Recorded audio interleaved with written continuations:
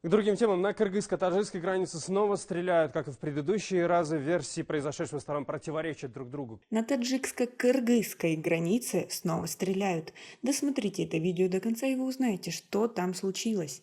Уважаемые зрители, если вы ждали знак свыше, чтобы изменить свою жизнь, то вот он. Многие из вас писали нам по поводу того, как можно повысить свой доход путем перехода на работу в интернете для мигрантов с полного нуля.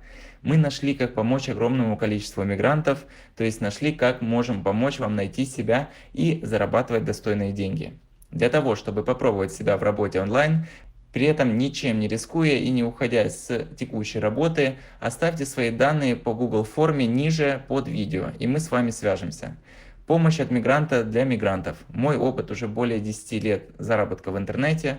Попробуйте, только вы можете повернуть свою жизнь в лучшую сторону.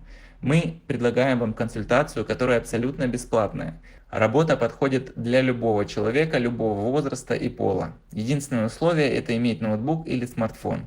И самое главное – желание развиваться и зарабатывать. Переходите по ссылке ниже.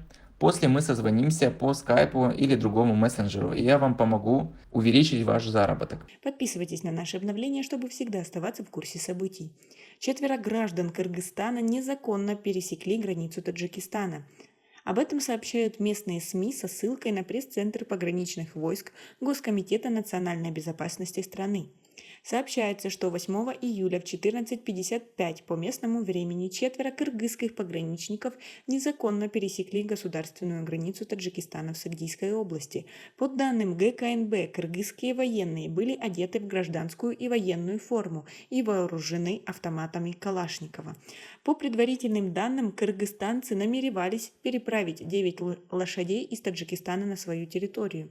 Ведомство отмечает, что кыргызские пограничники открыли огонь по таджикским. В ответной перестрелке 2 кыргызских пограничника были ранены.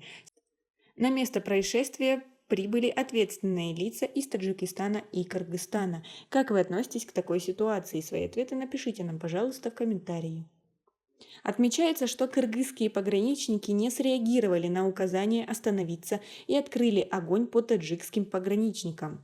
О раненых с таджикской стороны не сообщается. Отмечается, что соответствующие органы двух стран расследуют произошедший конфликт. Инцидент произошел в Расравутской зоне Деваштичского района Сагдийской области. Как вы относитесь к таким ситуациям на границах и в принципе о том, что границы Таджикистана уже с 2 странами находятся в постоянном напряжении? Как вы думаете, как это можно решить? Свои ответы напишите нам, пожалуйста, в комментарии. У нас пока на этом все. Оцените наше видео подпиской и лайком. До скорой встречи!